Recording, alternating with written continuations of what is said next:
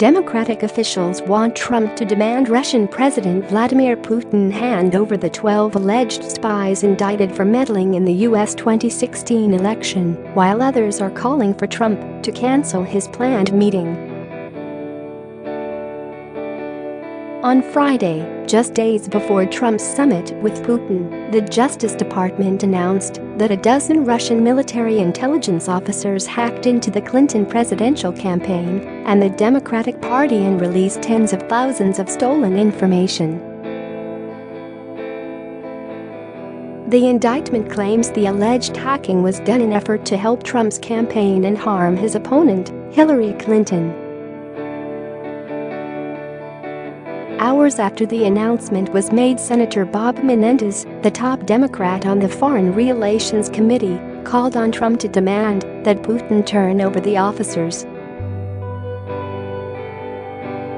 In light of today's indictment, and if the president is going to persist in attending a summit with Vladimir Putin, he must take the forceful but necessary steps to stand up for the United States and defend our national security against the Kremlin's campaign to undermine democracy at home and abroad, Menendez said in a statement.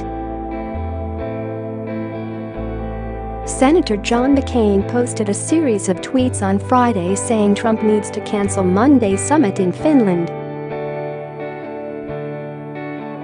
Today's indictment is a result of the hard work of America's law enforcement and intelligence officials who dedicate their lives to bringing to justice those who wish to do us harm, McCain tweeted. Share this article. Share these revelations add to a body of evidence confirming an extensive plot by a number of Vladimir Putin's government to attack the 2016 election, sow chaos and dissension among the American electorate, and undermine faith in our democracy. He added, despite warnings from our top intelligence and military leaders, the Kremlin's efforts to weaken our institutions have continued with insufficient action by the admin or Congress to strengthen cyber defenses, safeguard election systems, and deter further destabilizing activities. President Trump must be willing to confront Putin from a position of strength and demonstrate there will be a price to pay for his ongoing aggression. If President Trump is not prepared to hold Putin accountable, the Helsinki summit should not move forward. Despite the indictment announcement, White House Press Secretary Sarah Sanders said the summit is still on. Trump said he would address the meddling with Putin. As Deputy Attorney General Rod Rosenstein said today, there is no allegation in this indictment that Americans knew that they were corresponding with Russians. There is no allegation in this indictment that any American citizen committed a crime. There is no allegation that the conspiracy changed the vote count or affected any election result, Deputy White House Press Secretary Lindsey Walters said in a statement.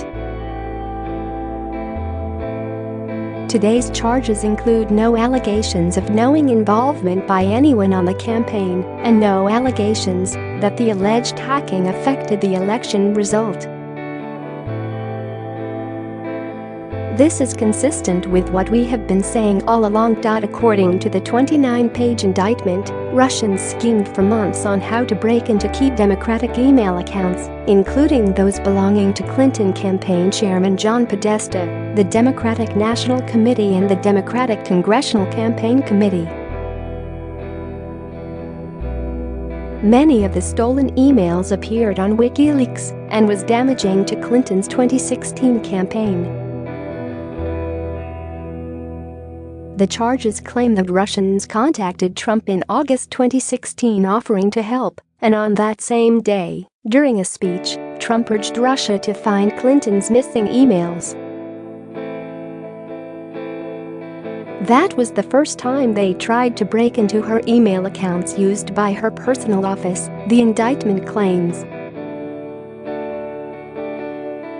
Special counsel Robert Mueller, who has been investigating Russia's alleged connection to the election, did not allege that Trump campaign associates were involved in the hacking effort, that Americans were knowingly in touch with Russian intelligence officers, or that any vote tallies were altered by hacking.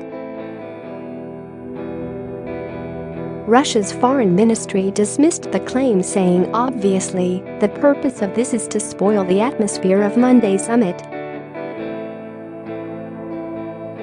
The ministry's statement blames influential political forces of the United States, who oppose the normalization of relations between our countries and have been manufacturing blatant slander for 2 years.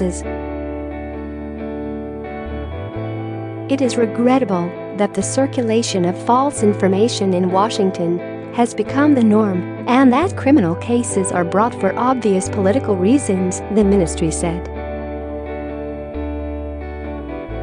Putin's foreign affairs advisor, Yuri Ishako, also denied the allegations, saying the Russian state has never interfered and has no intention of interfering in the U.S. elections. The indictment says the defendants are officers with Russia's main intelligence directorate of the General Staff.